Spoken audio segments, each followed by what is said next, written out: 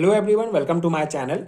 आज हम इस वीडियो में chemical bonding part 1 ionic and covalent bond unit का एक इंपॉर्टेंट टॉपिक, एक इंपॉर्टेंट कॉन्सेप्ट लेटाइस एनर्जी के बारे में डिस्कस करेंगे, जो स्पेसिफिक सिलेबस में दिया गया है आयनिक बॉन्डिंग एंड एनर्जी में लेटाइस एनर्जी। सो लेटाइस एनर्जी के बारे में डिटेल डिस्कस करेंगे, इसका बेसिक कॉन्सेप्ट समझेंगे एंड प्रॉपर नोट्स आपको प्रोवाइड करूंगा, जो आपके एग्जाम प्रिपरेशन के लिए डेफिनेटली बहुत हेल्पफुल होगा। इसके अलावा अगर आपको बीएससी फर्स्ट सेमेस्टर के एग्जाम्स के लिए न्यू सिलेबस के अकॉर्डिंग, जो नेशनल एजुकेशन पॉलिसी के तहत सभी यूनिवर्सिटीज के लिए प्रोवाइड किया गया है, उसके अकॉर्डिंग अगर आपको हैंडरिटन नोट चाहिए पीडीएफ फॉर्म में, तो नीचे डिस्क्रिप्शन बॉक्स में आपको पीडीएफ स्टोर का लिंक मिलेगा, वहां पे आप चेक कर सकते हैं। वहां से आप नोट्स डाउनलोड कर सकते हैं यूनिट वाइज, या अगर आपको कंप्लीट सिलेबस का नोट चाहिए तो उसका भी लिंक आपको मिल जाएगा। तो आप हैंडरिटन नोट्स के लिए डिस्क्रिप्शन बॉक्स चेक कर सकते हैं। सो स्टार्ट करते हैं इसके बेसिक डेफिनेशन से। So the lattice energy of an ionic solid is defined as the amount of energy released when cation and anion in their gaseous state are brought from infinity to their respective lattice site in a crystal to form 1 mole of ionic solid. ठीक है, and it is determined by Born-Haber cycle and more the value of lattice energy, more stable is the compound। ठीक है, तो किसी भी compound का अगर lattice energy बहुत ज्यादा है तो बहुत ज्यादा स्टेबल कंपाउंड है। ठीक है, ये लेटाइस एनर्जी का एक एप्लीकेशन आप बोल सकते हैं। बेसिकली हम किसी भी कंपाउंड का लेटाइस एनर्जी ज्ञात करके ये पता कर सकते हैं कि वो कितना स्टेबल है, कितना अनस्टेबल है, क्योंकि जितना ज्यादा लेटाइस एनर्जी होगा वो कंपाउंड उतना ज्यादा स्टेबल होगा। ठीक है, अब यहाँ पे एक बेसिक सा रिएक्शन दिया गया है। Na+ जो गैसेस फॉर्म में है, Cl- आयन जो कि गैसेस फॉर्म में है, दोनों रिएक्ट करके NaCl का फॉर्मेशन करते हैं। जो NaCl क्रिस्टल है, ठीक है, एक आयनिक क्रिस्टल है, सॉलिड फॉर्म में है। ठीक है, तो यहाँ पे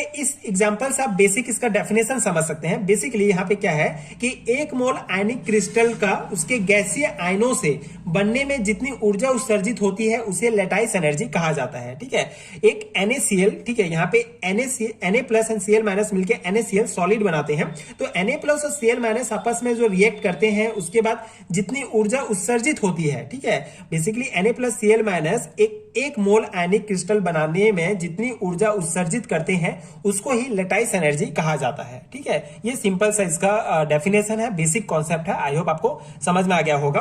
लेटाइस एनर्जी क्या होता है? 1 मोल आयनिक क्रिस्टल का उसके गैसीय आयंस जैसे कि Na+ एंड Cl- से बनने में जितनी ऊर्जा उत्सर्जित होती है उसे लेटाइस एनर्जी कहेंगे। ठीक है, आई होप आपको पूरा क्लियर हो गया होगा। And it is also defined as the energy required to remove ion of 1 gram mole of a solid ionic crystal from their equilibrium position in the crystal to infinity is depend on the following factors। ठीक है, अब ये जो मैंने आपको ये पूरा concept समझाया, इसको आप उल्टा भी कर सकते हैं। बेसिकली एक NaCl जो सॉलिड फॉर्म में है उसको गैसियस फॉर्म में चेंज करने के लिए जितनी ऊर्जा हमको रिक्वायर्ड होती है उसको लेटाइस एनर्जी कहते हैं। ठीक है, इसको आप 2 प्रकार से डिफाइन कर सकते हैं। बेसिकली सीधा एक यह है कि गैसियस फॉर्म से सॉलिड फॉर्म में चेंज होने के लिए जितनी ऊर्जा रिलीज होती है उसे लेटाइस एनर्जी कहेंगे, एंड सॉलिड से गैसेस फॉर्म में चेंज होने के लिए जितनी ऊर्जा रिक्वायर्ड होती है उसको लेटाइस एनर्जी कहेंगे। ठीक है, आप दोनों प्रकार से इसको डिफाइन कर सकते हैं। तो ये है बेसिक कॉन्सेप्ट। अब कौन कौन से फैक्टर इसे अफेक्ट करते हैं उसको देख लेते हैं। पहला है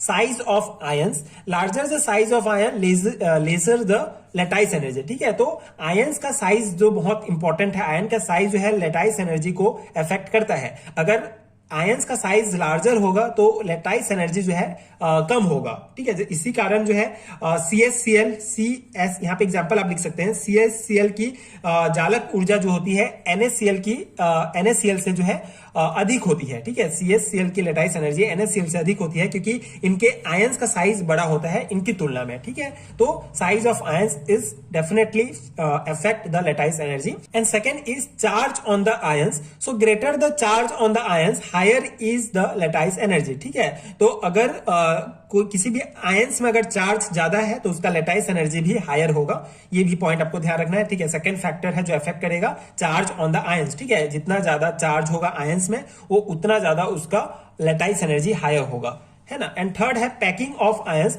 सो more compact the packing of the ion higher is the lattice energy. ठीक है, पैकिंग ऑफ कॉम्पैक्ट, ठीक है, more compact the packing of ions. ठीक है, तो आयंस कितने कॉम्पैक्ट है, ठीक है, उनका पैकिंग कितना कॉम्पैक्ट है वो भी डिपेंड करता है। लेटाइस एनर्जी इसके ऊपर भी डिपेंड करता है। अगर ज्यादा कॉम्पैक्ट होगा पैकिंग तो उनका लेटाइस एनर्जी हायर होगा, एंड जितने दूर दूर होंगे उनका लेटाइस एनर्जी उतना कम होगा। ये बेसिक कॉन्सेप्ट है, ठीक है। तो ये फैक्टर्स हैं एंड ये बेसिक कॉन्सेप्ट। अब डिस्कस करते हैं कि कौन कौन से मेथड से हम इसको कैलकुलेट कर सकते हैं, ठीक है। Calculation of lattice energy. So पहला है थ्योरेटिकल मेथड है।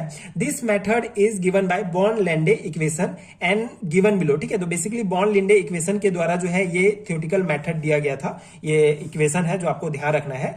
ये है U, ठीक है। बेसिकली लैटिस एनर्जी को U से ही डिनोट किया जाता है। तो U बराबर N0 AZ plus Z plus and Z minus E square upon R0 and ये 1 माइनस 1 अपॉन N, ठीक है। तो ये इक्वेशन आपको ध्यान रखना है, जहां पे N0 जो है ये एवोगैड्रो नंबर है, ठीक है। एंड यहाँ पे जो N है ये बॉन्ड कांस्टेंट होगा, ठीक है। बेसिकली इसको बॉर्न-लैंडे इक्वेशन कहा जाता है। तो ये N जो है बॉन्ड कांस्टेंट है। Z प्लस और Z माइनस जो है ये कैटायन और एनायन में जो चार्ज है उसको यहाँ पे लिखना है, ठीक है। इसके अलावा जो A है, ये जो A है ये है मेंडुलिंग कांस्टेंट एंड R0 होगा इंटर न्यूक्लियर डिस्टेंस, जहां पे N जो है जो बॉन्ड कांस्टेंट है ये लैटिस एनर्जी पर वेरी करता है, ठीक है। तो ये थ्योरेटिकल मेथड है जिसके द्वारा हम लैटिस एनर्जी जो है कैलकुलेट कर सकते हैं। तो ये इक्वेशन ही आपको ध्यान रखना है एंड ये जो टर्म्स मैंने आपको बता दिया, ठीक है।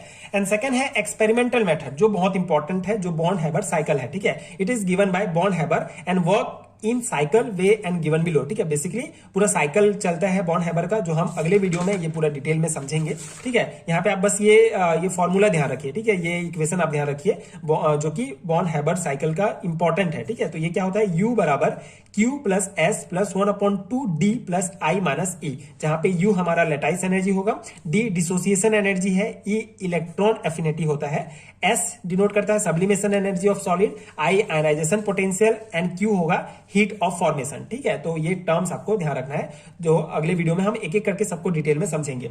यहाँ पे हमने लैटिस एनर्जी के बारे में ही डिटेल में समझा है।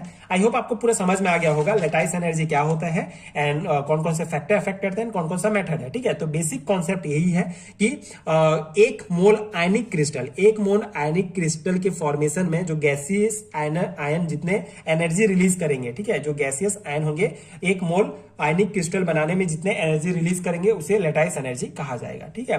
तो ये है पूरा बेसिक लैटिस एनर्जी का।